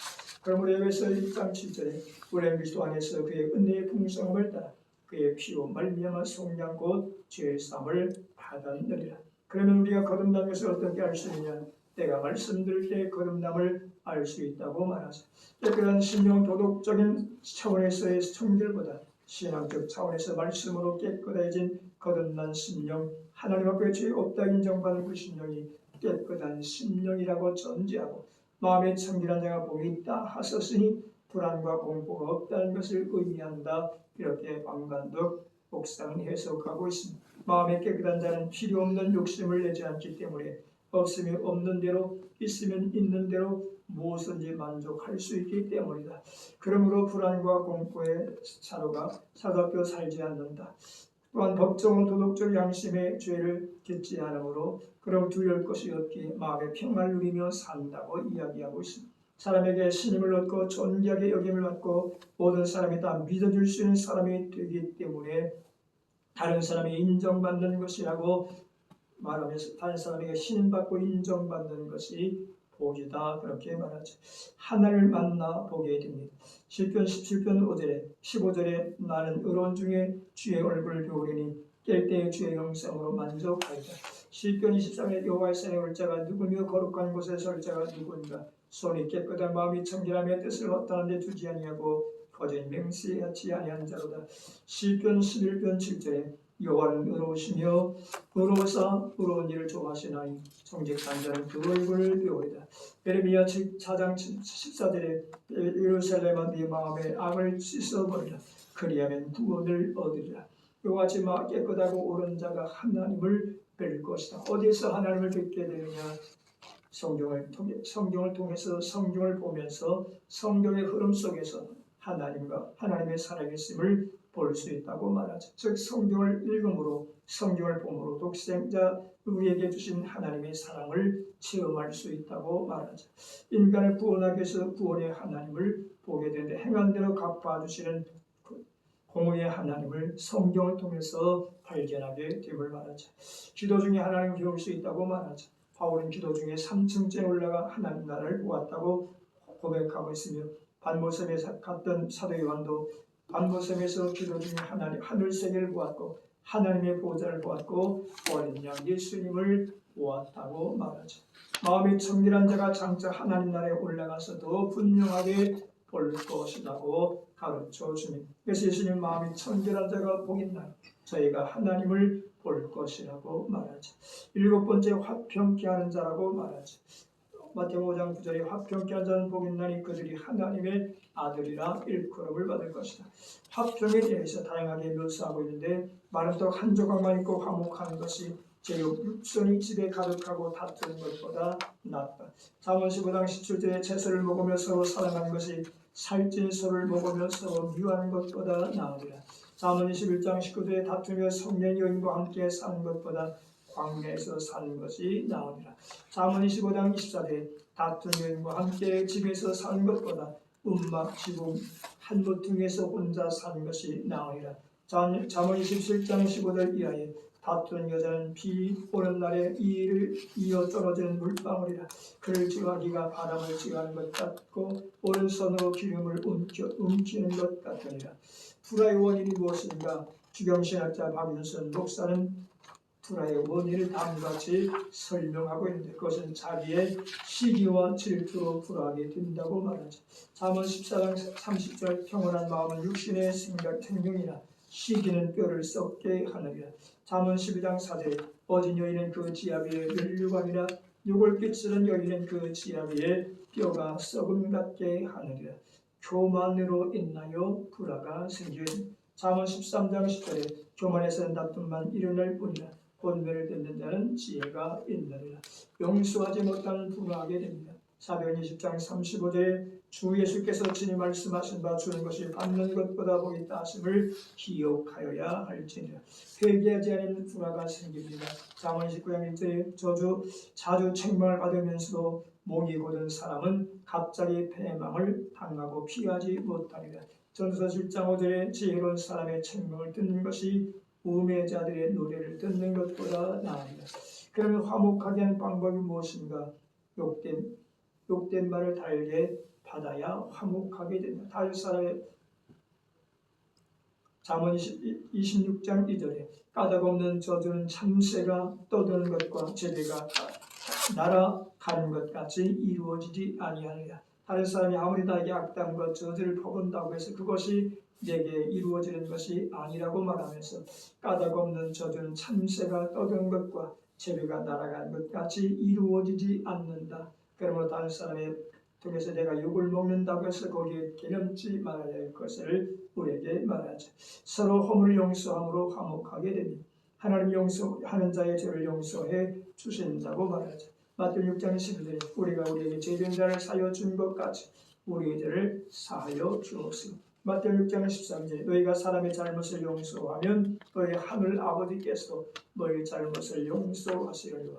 15절 너희가 사람의 잘못을 용서하지 아니하면 너희 아버지께서 너희 잘못을 용서하지 아니하시리라. 혹자는 우리가 용서한 것은 사람의 방식으로 하나 용서받기는 하나님의 방식으로 용서한. 그러므로 우리는 남의 죄를 용서하되 온전히 해야 한다고 말합니다. 스포전 목사는 여러분이 미친 개를 묻어버릴 때 그 꼬리가 땅 위에 남지 않게 하라고 말하죠. 화평케 하기 위해서 우리가 가질 자세에 대하여 마음이 착하고 깨끗해야 된다고 방관동 목사는 주장하고 있습니다. 마음이 어진 것이 없고 불순한 것으로 가득 차 있으면 평화를 만드는 일을 할 수 없다고 전제하고 내 마음에 시기와 질투, 미운 악한 생각이 있으면 화평할 수 없다고 말하고 그러므로 마음이 진실하고 순수하고 온유하고 겸손하고 깨끗해야 화평할 수 있고 화평을 만드는 일을 할 수 있게 된다고 화평케 하기 위한 방법으로 제시하고 있습니다. 인내와 침묵이 있어야 화평할 수 있다고 말하죠. 즉 자제할 줄 알아야 된다는 것을 말하죠. 무엇을 자제한가? 감정과 혈기를 하고 싶은 말도 참아야 하고 그래서 화평을 이루게 된다. 감정과 혈기 말을 참을 때 화평을 이룰 수 있다고 말하죠. 참지 못하고 자제할 줄 모르고 침묵을 지킬 줄 모르면 화평케 하는 일을 할 수 없다고 말합니다. 인내와 침묵 자세만이 어디서나 화평할 수 있다고 말합니다. 성령을 받아야 화평할 수 있다고 말하죠. 갈라디아 5장 20절에 성령 열매가 화평이라고 말합니다. 희생적 사랑이 있어야 된다고 말합니다. 예수께서 십자가 희생적 사랑으로 하나님과 인간과 인간을 화목시킨 것처럼 우리도 희생적 사랑이 있어야 화평을 만드는 자가 된다는 것이다. 희생적 사랑 없이 이익만 추구하는 사람은 화평을 도모하는 일을 할 수 없다는 것을 의미하고 있으며 이권이 눈앞을 가리우면 화평을 만들 수 없다고 전제하고 희생적 사랑이 있어야 자기를 낮아지고 다른 사람을 존대하며 자기 손해를 봐도 다른 사람을 유익하게 하고 다른 사람의 허물을 덮어주고 가리워주게 된다. 편백되게 한편에 치우치지 않도록 하게 되어진다고 말하고 그러면 이 성경이 화평의 힘이 어디서 오느냐? 하나님께로부터 온다고 전제하고 고린도서 14장 33절에 하나님은 무질서의 하나님이 아니라 즉 어지러움의 하나님이 아니라 오직 화평의 하나님이시며 하나님께서 화평의 하나님이라고 한 말은 하나님은 질서의 하나님이시라고 말하죠. 이 질서는 하나님의 구속사에게 나타난 질서인데 그것은 예수 그리스도의 대속적 사역을 믿음으로 주어지는 것이라고 말합니다. 이는 그 예수를 믿음으로 말미암아 우리가 하나님의 평강을 누릴 수 있다고 말하고 예수 그리스도로부터 오는 화평이라고 말하고 골로새 1장 10절에 그의 십자가의 피로 화평을 이루사 만물 그 땅에 있는 것들이나 하늘에 있는 것들이 그로 말미암아 자유와 화목하게 되기를 기뻐하십니다. 화평은 예수님께로부터 오는 그의 십자가 피로 모든 만물을 화목하게 하셨습니다. 예수님 인류의 대속제물이 되심으로 우리는 그를 통하여 평강을 얻게 되었고 예수님을 가리켜 이사야 9장 6절에 평강의 왕이라고 선언하고 있습니다. 이 평강의 왕은 공평과 정의로 나라를 다스리는 통치하시는 분인데 예수님의 화평은 인간과 하나님, 인간과 인간 그리고 모든 만물의 화평을 가져 성령으로 화평을 이룰 수 있다고 말하죠. 그래서 성령의 열매는 화평이라. 화평은 성령께서 역사하시는 결과라고 말하죠. 성령은 사람으로 하여금 죄를 깨닫고 회개하고 죄를 깨닫고 회개할 뿐만 아니라 그리스도를 믿게 하여 중생시킴으로 하나님의 자녀가 되게 하시고 성령 그리스도를 믿는 사람으로 하여금 그리스도를 따라 살게 하고 그 마음의 평강을 누리게 하시는 분이 성령이라고 말하고 그러므로 사람의 마음의 평안은 성령의 역사로 얻어지는 결과 그런 화평은 어디서 맺어져야 하는가? 하나님과 사람 사이 먼저 화평이 이루어져야 된다고 로마서 5장 1절에 기록하고 있으니 그러므로 우리가 믿음으로 의롭다 하심을 얻었은즉 우리도 예수 그리스도로 말미암아 하나님으로 더불어 화평을 누리자. 사람과 사람 사이의 화평을 이루어야 된다고 말하죠. 히브리서 12장 14절 모든 사람으로 더불어 화평함과 거룩함을 품으라.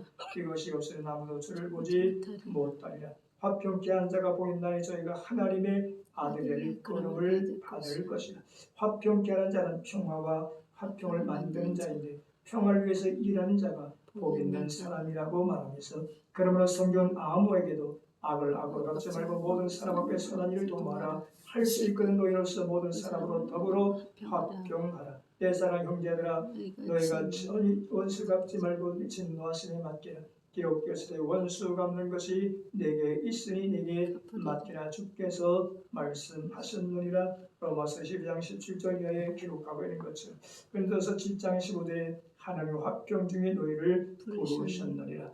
우리 마음속에 평안을 의미하고 있습니다. 요한복음 14장 27절에 평안을 너희에게 끼치노니 곧 나의 평안을 너희에게 주노라. 내가 너희에게 주는 것은 세상에 주는 것 같지 아니하리라.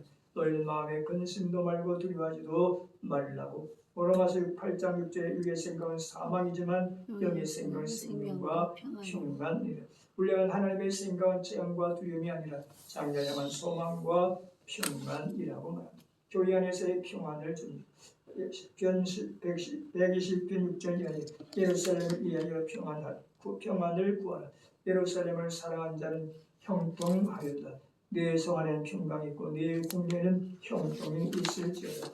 온 유대와 갈릴리와 사마리아 교회가 평안을 든든히 서가고 주를 경외함과 성령의 위로 진행하여 수가 더 많아지리라.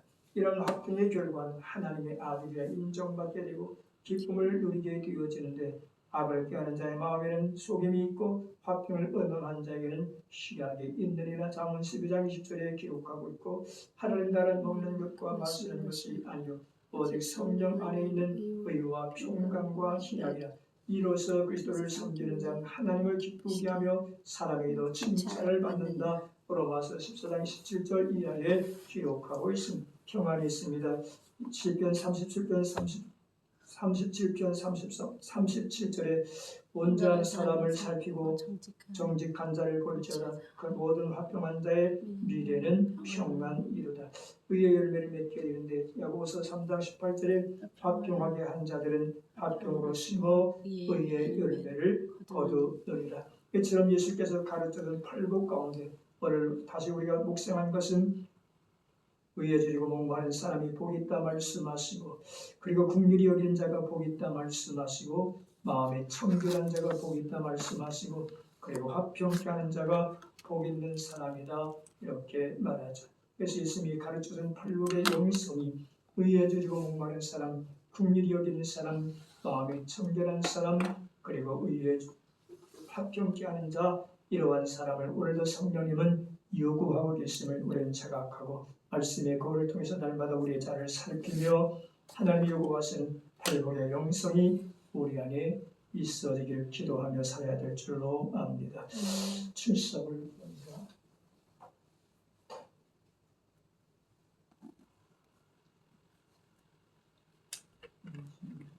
이성, 신진, 최수, 전길수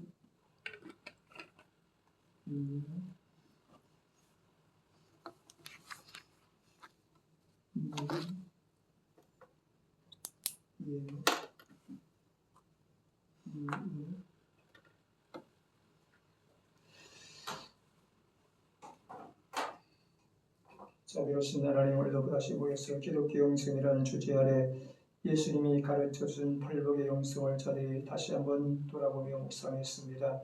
마음이 가난한 자, 애통한 자, 온유한 자가 복이 있다 하신 주님, 의에 줄이고 목마른 자가 복이 있으며 긍휼을 베푸는 자가 복이 있으며 진실로 돌아가서 마음이 청결한 자가 복이 있다 하신 주께서 또한 아버지 화평케 하는 자가 복이 있다 말씀해 주셨습니다. 우리 모두가 의에 줄이고 목마른 자가 되어지게 하시되 하나님의 은혜를 사모하고 그 은혜를 갈구하여 하나님의 은혜로 채워짐의 삶을 살아가게 하시고 그 은혜에 힘입어 이웃에게 긍휼 자비를 베풀며 살아가게 하시고 늘 마음의 성령님의 도우심 안에서 회개하고 그리스도의 피로 쓰심받아 성결함을 얻게 하사 마음이 청결한 자가 되게 하시고 주 안에서 화평을 이루며 살아가는 믿음의 삶이 되어지게 하소서. 우리 안에서 예수님이 가르쳐 주신 팔복의 영성이 온전히 회복되어 살아갈 수 있는 믿음의 역사가 있도록 권고하여 주옵소서. 우리의 의지로 우리의 힘으로 아무것도 할 수 없습니다. 성령님께서 내주하시고 동거하사 우리를 권고하시고 깨닫게 하시고 이끌어 주실 때만 가능한 줄로 믿기에 늘 성령 구해서 오셔서 우리를 가르쳐 주옵소서. 땅에 세우신 이 신학교를 향한 생각과 경영하심의 속기 응답되어지게 하시되 이곳에 하나님의 부름 받은 사명자들이 모이게 하시고 모여서 말씀과 기도와 신앙을 통해 다시 한번 우리의 자를 살피게 하시고 하나님의 부르심에 소명에 응답하여 이 시대에 필요한 하나님의 인들을 되게 하시고 교회를 섬기는 청지기의 사명을 감당할 수 있는 믿음의 자녀들 되게 하여 주옵소서. 아멘.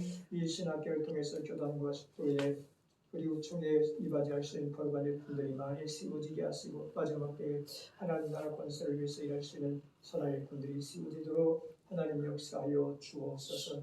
그때도 공부하는 모든 학우들에게 영육간의 강건함과 신령의 평강 있게 하시고 삶의 승리와 생활의 부유함에 또 인도하사 지치지 않게 하시고 믿음의 주 온전케 하신 그리스도의 안에서 필요한 말씀을 들고 날마다 믿음으로 전진 승리하게 도와주시고 늘 생활에 승리함이 있도록 권고하여 주시되 특별히 들어가는 학자님과 수반 모든 성도들의 성령과 지혜와 믿음으로 충만하게 하시고 엎드려갈 때 간구할 때 응답 있게 하시고 하나님 앞에 간구할 소원마다 계획한 것마다 하나님의 뜻 안에서 모든 것들이 합동해서 이루게 하시되 생각과 계획은 사람이 세우지만 뜻을 이루게 하시고 걸음을 주관하시니가 여호와께 있음을 고백하옵나니 하나님의 섭리와 주권 속에서 아름다운 열매로 나타날 수 있도록 영육의 복을 허락해 주옵소서. 아멘. 예수 그리스도의 이름으로 기도하옵나이다. 아멘. 감사합니다.